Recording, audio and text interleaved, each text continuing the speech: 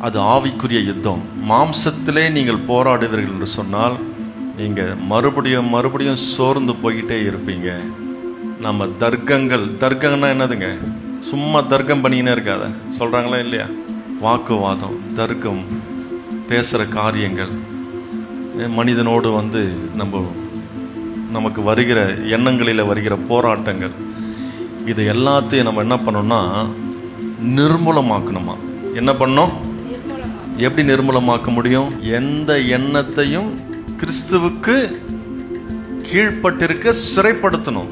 bringing into captive every thought to the obedience of Christ. எந்த எண்ணத்தையும் நம்ம அடிமை கீழ்ப்படுத்தணும். அதை நம்ம மேன்மைப்படுத்தக்கூடாது, அதை நம்ம வளர விடக்கூடாது. ஏன்னா இது எல்லாமே தேவனை அறிகிற அந்த அறிவுக்கு நீ போறதுக்கு தடையா மாறிடும். உன்னால தேவனை அறிஞ்சு கொள்ள முடியாது. கிறிஸ்துவுக்கு நம்ம கீழ்ப்படியும் பொழுது அதெல்லாம் நம்ம என்ன பண்ண முடியும்?